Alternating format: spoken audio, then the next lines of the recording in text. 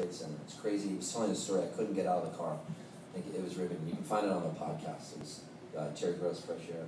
Pretty interesting. But, I'm glad that we're all here and we're alive. And it's going to be 2012.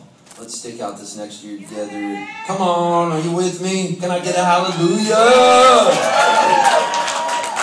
Let's be kind to one another. Let's make good music. Let's make art. Let's go to yoga. Let's eat healthy. Let's go to People's and OB. Eat healthy. Every time I go in there, I like to freak out the people. I say really weird things to them. But no, seriously, let's make it a goal. Let's all seriously put our right hands in the air and make a goal that for the rest of this year and all of 2012, we are going to try to be good people. We're going to just try to be kind and loving. Are you with me? Seriously, this is very important because this is why I play music. The reason I play music is because I have to play music. I couldn't do anything else. And I am honored to be here tonight with you guys.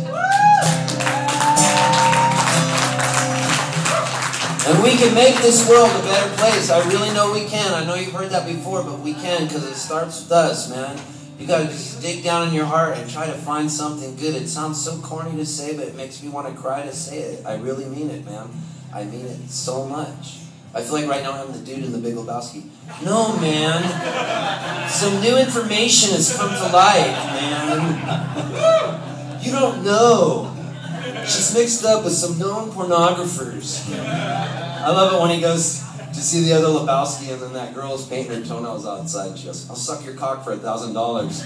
And then she goes, but Brad can't watch. It's Philip Seymour Hoffman. And then Jeff Bridges goes, is there an ATM around here?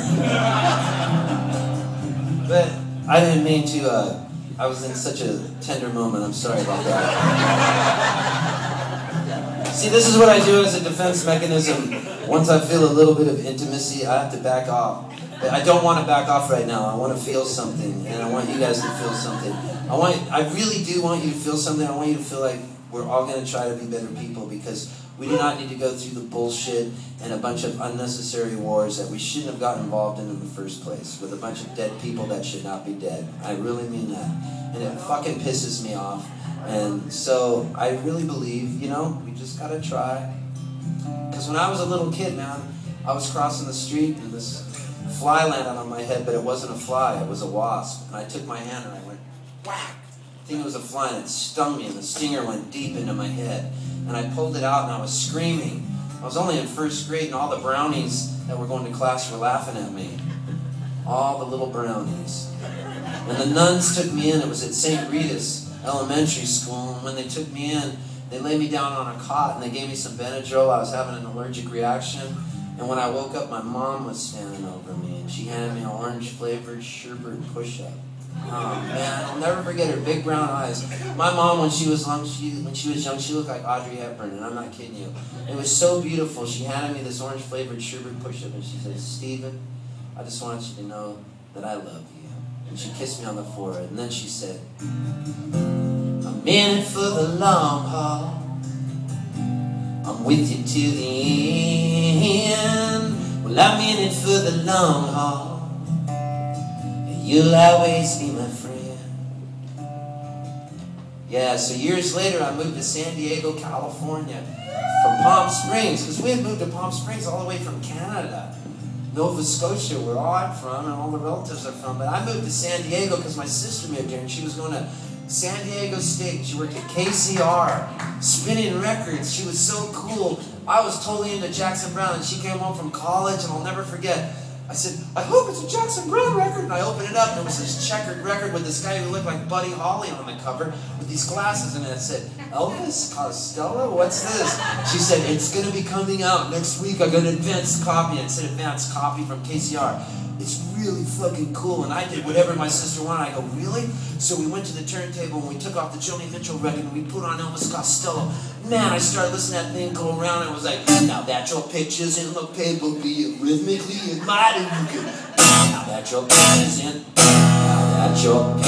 now that your picture's in the paper, be rhythmically admired, you can have anyone that you had ever desired. Wow, wow, wow, wow, welcome to my working week.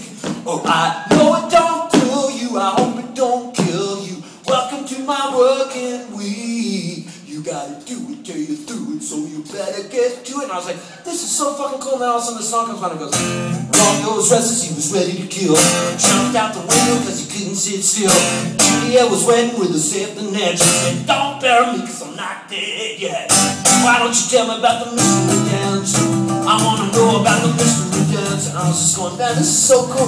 Tried and I tried and I'm so mystified. I can't do it anymore and I'm not satisfied. It was so cool. And then we'd hear it on the same record.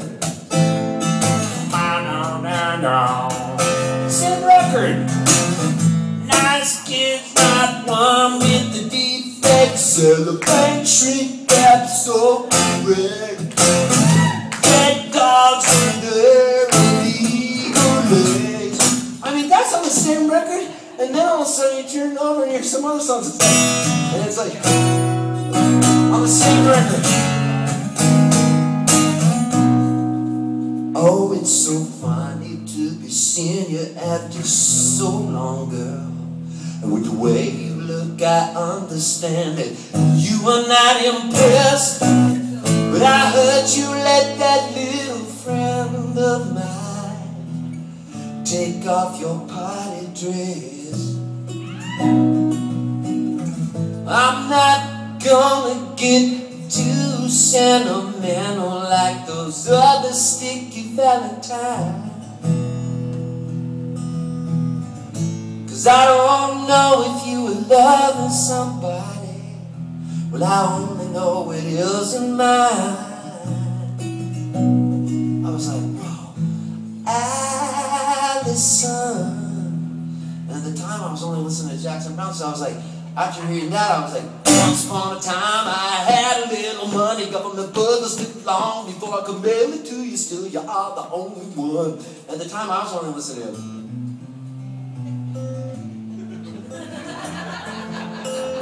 I was like, well, I've been out walking, and I don't do that much talking these days. These days, well, these days I sit and think a lot about the things that I forgot to do for you. And all the time I had a chance to. And I was like, wow, I got Elvis Costello. And I got Jackson Brown. I got Joni Mitchell over here. Then the Pretenders came out. Then I saw this other record she gives me. It's all neon. Never mind the Poltz. She's the Sex Pistols. What the fuck, man? The music was getting so crazy and it was so good. So anyways, I followed out there, you know. And then I decided I'd go to USD. You know, so I had this roommate. His name's Todd. And this is before the internet existed. And he had these two porno magazines, Slick Slots and Prison Pussy. I'll never forget the name of them. Kept them in a red bag that we called the Bag of Porn. Acronym of which was BOP, Bag of Porn. Todd goes out on a date one night and he goes, dude, I'm gonna leave the BOP underneath your bed. And I go, I don't want the BOP underneath my bed. He goes, no man, I'm gonna leave the BOP under your bed. I go, no, because at the time my lungs were collapsing a lot. I mean, you gotta see these fucking scars. So my lungs, all the time, are fucking collapsing. Look at this side. You see this scar that wrapped around there? You see this one? Under there? That's full-on Civil War surgery shit right there. Like, I've had, and I got all these other little scars where they had to stick chest tubes in because my lungs kept collapsing, right? So my lungs are collapsing all the time, so I go, please don't put the BOP under my bed because my lungs could collapse. And then if they did and I died, my parents would see Slick Slots and Prison Pussy, and that'd be the last thing they thought. My parents were just so Catholic. They're so Catholic, I could not let them know that this, you know, that their son was this total pervert who would be jacking off in his room to Slick Slots and Prison Pussy. So I go, please don't put it. He goes, I'm putting it under your bed. Your lungs not going to collapse. That night he goes on a date. That night I go out all alone to Por Favor restaurant in La Mesa, and my lung collapses. I get rushed to the hospital in an ambulance. They stick a chest tube in, and then they have to call my parents because they go, your lungs have collapsed like 15 times. So we're going to have to call your parents. They're going to have to come down. They bring a priest, Father Michael Murphy, with them to pray the last rites over me. He brings holy water in. My roommate Todd's there. So anyways, my parents are there standing in the room. the anesthesiologist goes, I'm going to give you a little Valium now. It's going to make you really woozy and get you loosened up because we're going to